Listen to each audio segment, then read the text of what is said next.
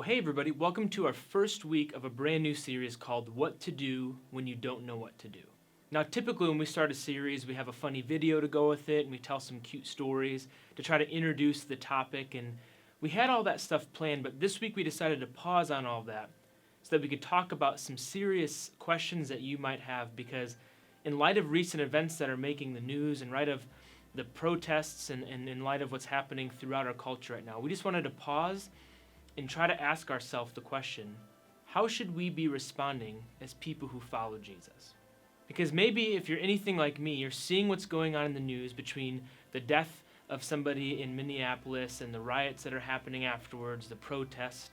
You're seeing people's responses, you're seeing people justify certain actions and condemn certain actions. And I think it goes right along with the series where I don't really know what to do. Maybe you're like me, where you're seeing injustice happening and you want to do something about it, but you also want to try to understand the other side, and you're seeing people be destructive not only to property, but to each other on social media, and it's getting really ugly, and you're left thinking to yourself, I want to do something, I want to help, I want to make a change, but I just don't know what to do. And what we want to do today is look at this situation through the lens of the Bible and what Jesus would call us to do in light of all that's going on. You see, in moments like this, a lot of times when we don't know what to do, and there's lots of emotions involved, and there's lots of people very upset, a lot of times what we do, how we respond, is we respond based on what we think is true of us. You see, when we are not sure what to do in a situation because there's not a specific right or wrong answer, and there's lots of factors in the air, and there's lots of emotions, what we tend to do is fall back on the things that we believe to be true about us, and we respond to this situation out of those beliefs. Because maybe you're like, I'm a Democrat, so I'm going to respond this way. Because I'm a Republican, I'm going to respond this way. Because I'm white, because I'm a minority, because of my ethnicity, I'm going to respond this way. And the problem is, when we respond with things that we believe to be true about ourselves, a lot of times all that does is exclude any other view that isn't our own. And I think high school, middle school students, you're seeing this happen with a lot of adults in your life and probably even some of your friends. Because a lot of people who are afraid and who aren't maybe necessarily trying to do ill will, maybe they have good intentions, but they're responding in ways that are exclusive. Because they're responding based on what they believe to be true about themselves. And the problem with that is it doesn't include other perspectives. It doesn't include other views. And a lot of times it just means that people become isolated. People become afraid. People begin to attack the other side. And this behavior is often very destructive. Sometimes it can be physically destructive and lead to altercations and conflict. And other times, and you're probably seeing this alongside of me, it can be destructive towards relationships. It can be destructive towards emotions. It can cause people to not want to talk to each other anymore. And if you're anything like me over the last few weeks as you've been looking at the events happening, you're probably left wondering, what can I do about this? And so what I want to present to you is, how can we respond not on things that we believe to be true about ourselves, but rather what Jesus, what God says is true about you? And if you're a follower of Jesus, I want you to consider this story and consider how should we respond to this situation based on the fact that we follow Jesus. And if you're somebody who doesn't follow Jesus, I would encourage you just to listen along, because there's a lot of wisdom in what Jesus has to say in this story. But also, I would present to you that Christianity, the Bible, and Jesus are some of the best resources for learning how to respond in moments where we don't know how to respond. And there's going to be a lot of messages coming out. There's going to be a lot of people talking about the differences between race and inequality and injustice. And we want to tackle some of those issues. We want to talk about them. But this morning, that's not going to be our focus. While we think that those things are important, I also recognize that I'm probably not the person to really touch on those subjects here alone. So what we're going to do is we're going to look at how Jesus calls us as people who follow Jesus to respond in moments where we don't know what to do. You see, because a lot of us are responding, again, based on what we believe is true about us. Our political affiliation, our emotions, the things that have happened to us in the past. And while none of those things are necessarily wrong, they're probably not the best way to respond because they're not inclusive. But Jesus, when he's talking about the greatest commandment ever, says if you could only do two things, as a follower of Jesus, I'm asking you to do two things. Love God with all your heart and love your neighbor as yourself. You see, when Jesus tells us something is true about us, it's super inclusive because it not only includes you and your relationship with God, but it talks about your relationship with everybody. And you've probably heard that phrase before, love your neighbor, love your neighbor. And I think if you've grown up in church, or even if you've heard that and kind of want to tune it out, it's because it's become a cliche, but we don't really know what that means. We don't really know what it means to love our neighbor and to do it the way the Bible is asking us to do. And this is a really, really crucial and important topic in the Bible because the phrase love your neighbor is said 33 times throughout the Bible. And this is the thing that Jesus says is the greatest commandment of all time. Love your neighbor. And I think we're not seeing that in our culture today. As people are responding to one another, the events of the actual situation, they're not rooted in love. They're not rooted in a love for the person to the right or to the left of them. And I'm just trying to encourage you as middle school and high school students, how can we learn to get this right? How can we actually take a step towards creating some justice, creating some equality? How can we look at this situation and respond appropriately? And in the Bible, Jesus talks about, right after he says, love your neighbor, he talks about what that tangibly and actually looks like in our life. You see, because Jesus says this statement, he goes, love God with all your heart and love your neighbor as yourself. And then a lawyer, somebody who's pretty astute, a pretty smart guy, looks at Jesus and says, okay, well, who is my neighbor? And what does that mean? And Jesus answers with this story. It's one that you've probably heard a lot of times, but I want us to look at it through a different lens than we ever have before. I want us to look at the story of the Good Samaritan through the lens of the inequality, the injustice, and the huge divide that's grown in our country right now. And I want us to look at what it means to be a good neighbor. This is how Jesus starts the story. He says that there's a Jewish man who's traveling. He's walking around, and all of a sudden there's a group of people that kind of attack him. They rob him, they beat him up, they take his clothes, and they beat him up really, really badly. The Bible says that they actually leave him there to die. And so as this man is laying there and he's bleeding and he's pretty exposed and he's literally dying, a priest starts walking down the road. Now this priest would have also been somebody who is Jewish. This is somebody that would have probably known who this guy is because the town that they were living in was not that big. And we all would kind of expect the priest to jump in and try to help because he's a priest, right? That's what he's supposed to do. He's supposed to help people. But Jesus says the priest just walks by on the other side of the road. He leaves the man laying there, bleeding to death. And the reason is because likely the priest was afraid of getting blood on himself.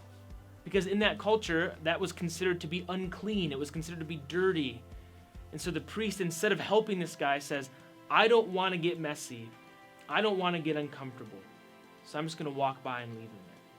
And then it says another guy comes by who's a Levite. He's somebody who knows the Jewish law. He would have been super familiar with the fact that he's supposed to help this guy out.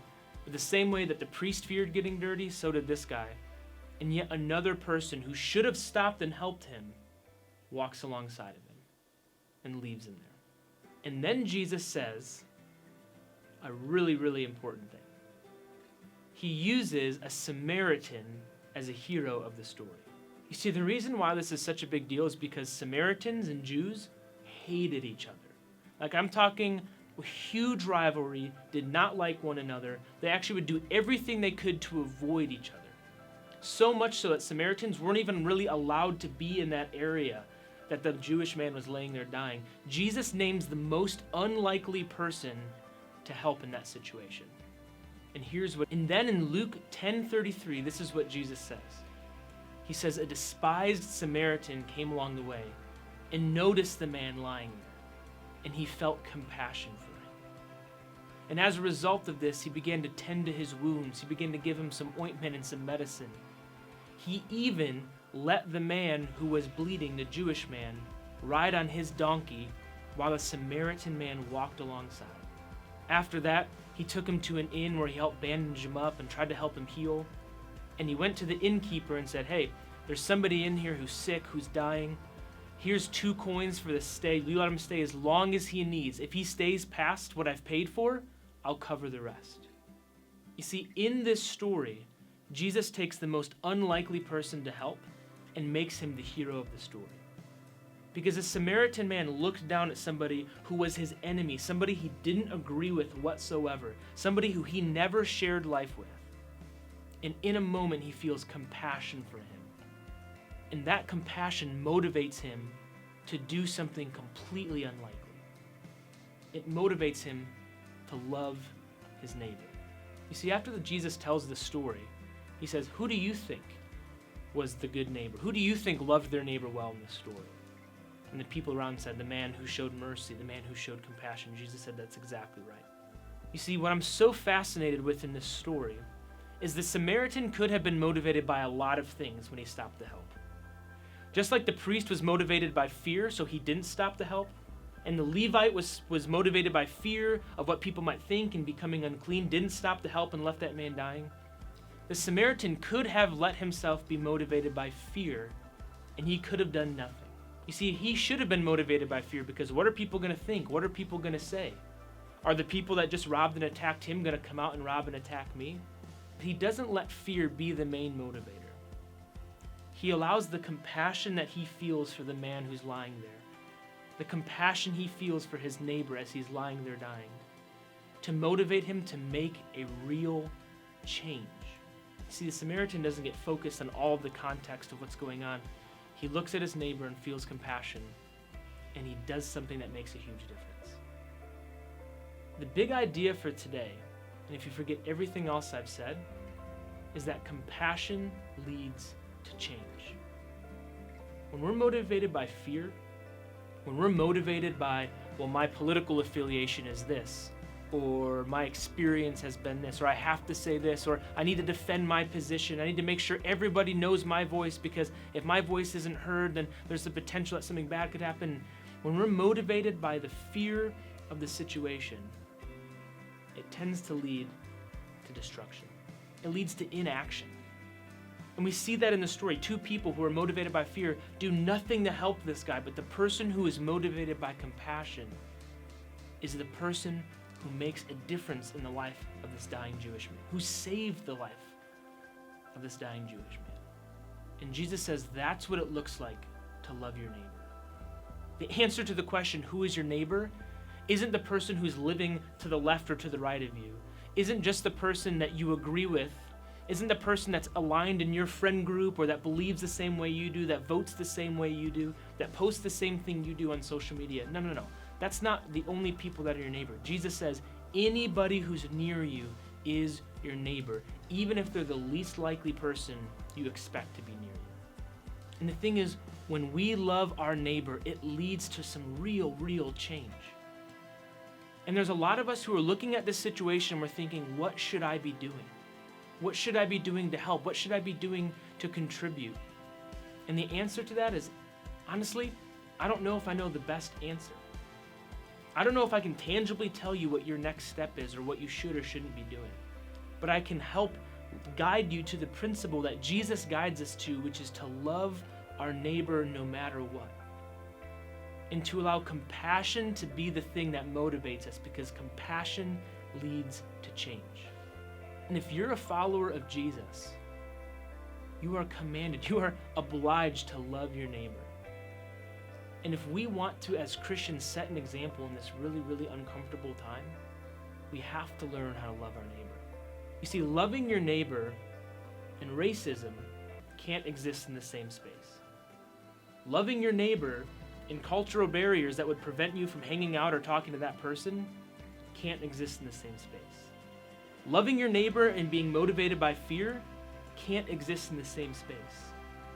Loving your neighbor means that the people who you are surrounded by, the people who you're coming into contact with and doing life with every single day, those are the people that Jesus calls us to love. Because when we do that, we see a new perspective. When we do that, we gain something we hadn't before. When we do that, we have the power to not only change the life of the person that is our neighbor that we're trying to show compassion towards, but we change our own lives in the process.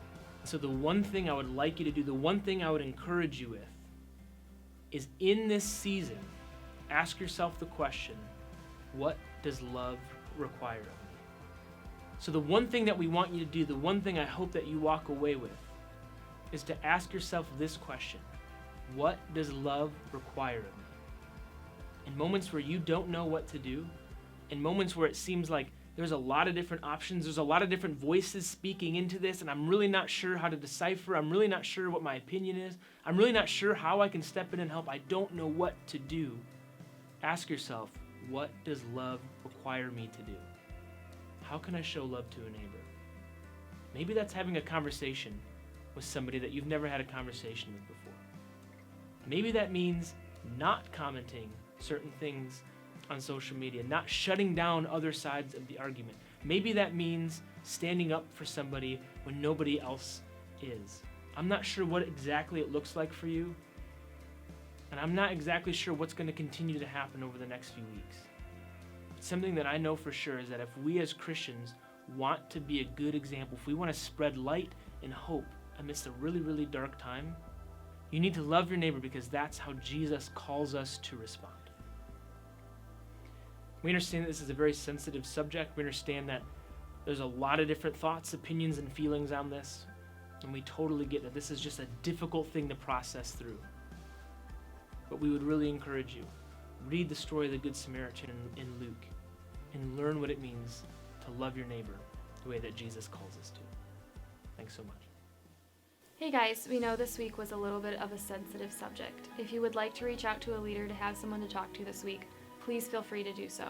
And if you need contact information, please use the email linked in the description box below. Stay tuned for next week. We have new summer 2020 plans that we will be announcing, and we're excited to share with you. Don't forget to subscribe to our YouTube channel for all of our latest updates, and we can't wait to see you back here next week.